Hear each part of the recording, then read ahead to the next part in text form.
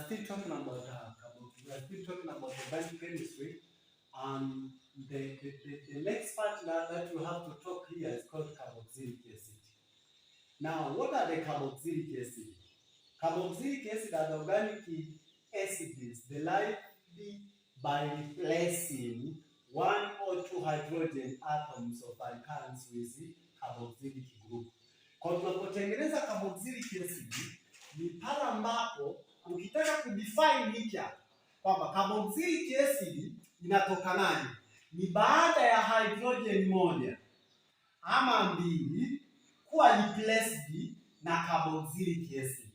Means carboxylic acid group means carboxylic acids are organic acids derived by replacing one or two hydrogen atoms of alkane with a carboxylic group. A carboxylic group is right here. Kwa hiyo kama wewe sasa unataka kutengeneza carboxylic acid kutoka labda kwenye ethane, this is ethane. Kwa hiyo replacing one or two hydrogen atom from the alkane, that is ethane. Therefore, this is, let us form now, we are having this one. Therefore, let us say we have left with this one, two hydrogen instead of three hydrogen.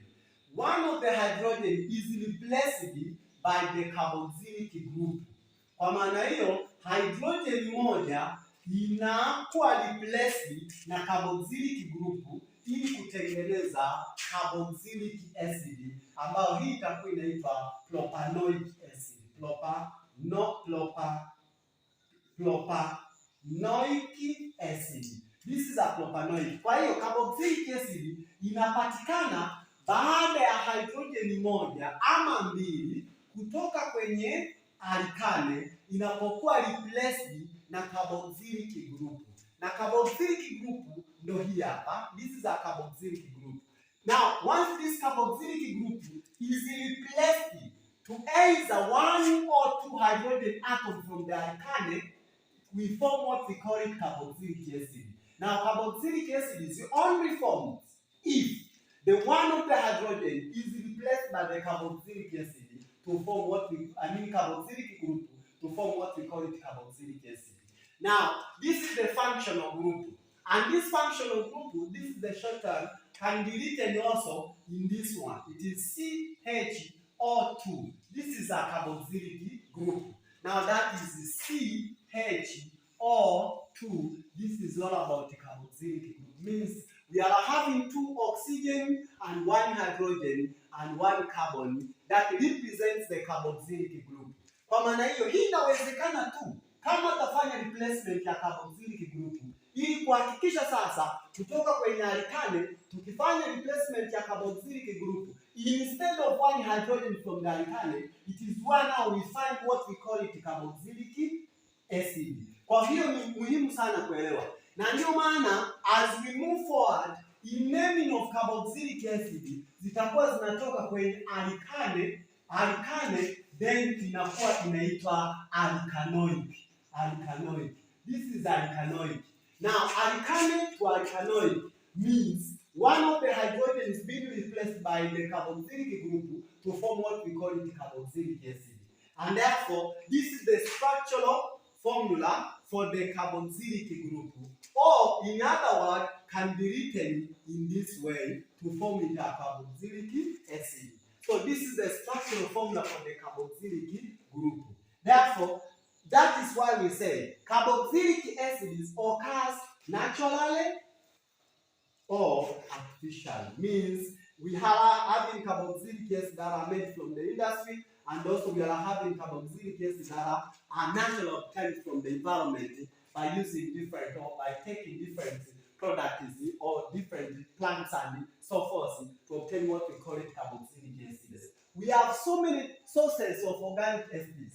Means where can we get these organic acids? Tunazipata wapi organic acids? Tunazipata sehemu nyingi ambazo mimi nimeorodhesha tu hapa kama tatu ambazo zinaonesha ni wapi tunaweza tukapata carboxylic acid au tunaweza tukapata organic acids. One, from bees and ants.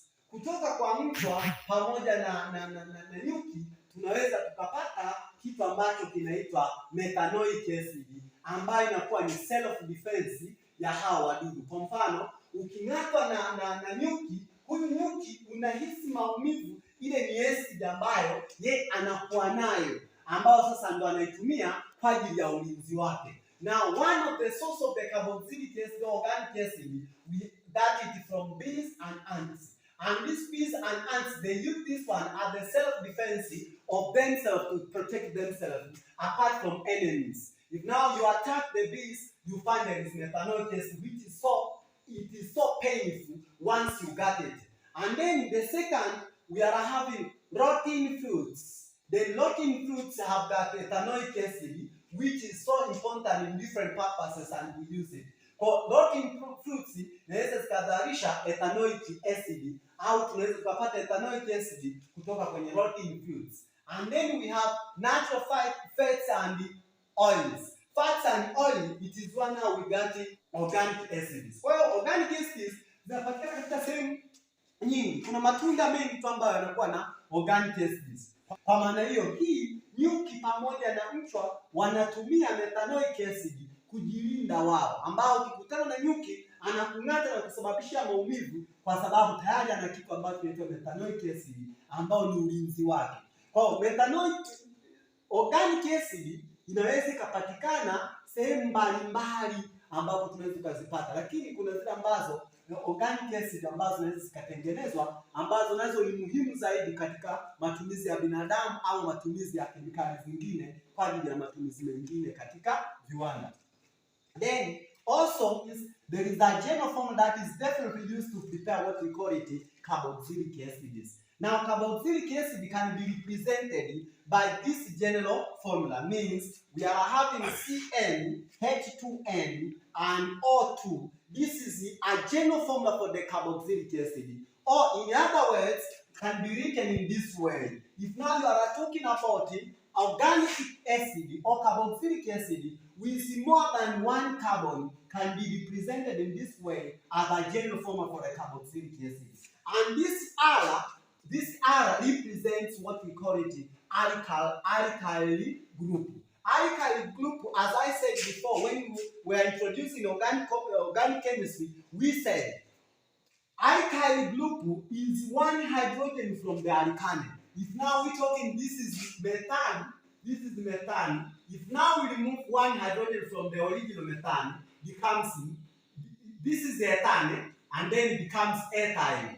It becomes ethyl simply because we have reduced one hydrogen from the original alkane. Now, alkyl is because one hydrogen less from the original alkane. That is why we call it alkyl group. This is very important for us to understand it. Kwa hiyo tunapokuwa tunazungumzia general formula, lazima tuseme it is CN, H2N, and O2 as a general formula for what we call it carboxylic acid. Means a carboxylic acid must contain two oxygens. Here are they from the carboxylic group. And also, this N represents number of carbons. If now you are just talking about a carboxylic acid that contains one number of carbon, means you must write here 1 and here 1 by 2, and then oxygen is left as it is. Therefore, this is the general formula on how we can represent a carboxylic acid. Now, from this one, where now we can write what we call it molecular formula. Example, we have said the general formula is CN H2N plus oxygen, plus O2, means we are having dioxygen.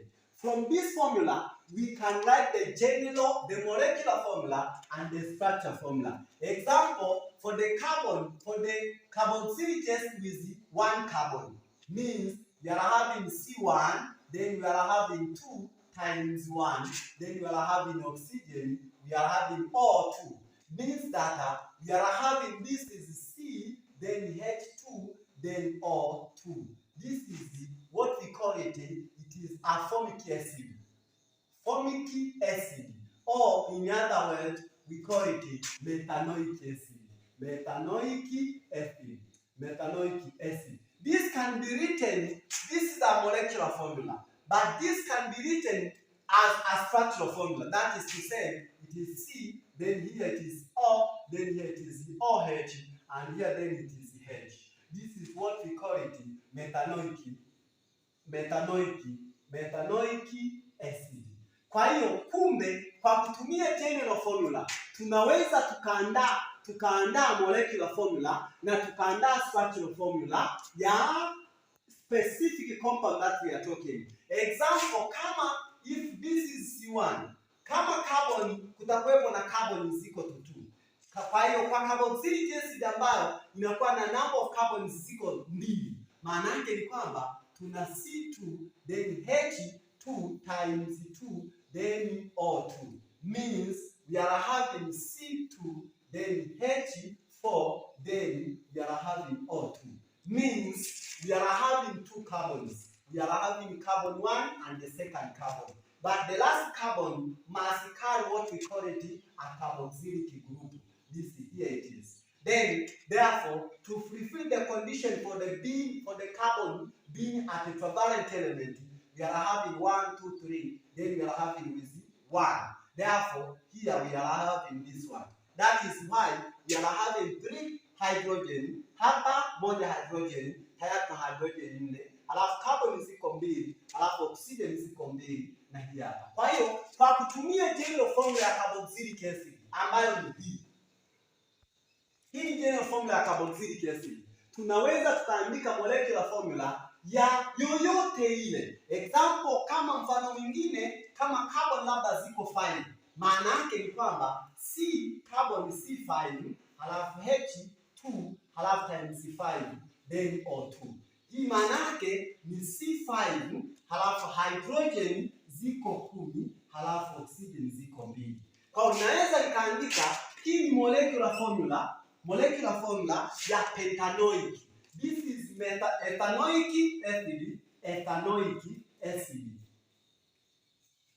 Halafu hii ni 5, maana yake pentanoic acid. This is a pentanoic acid. Then we can write the structural formula for this one. Maana yake carbon ziko 5, kwa tutaandika 1, 2, 3, 4, 5. Lakini carbon ya mwisho ndiyo inayobeba carboxylic group. Hii ndio inayobeba carboxylic acid.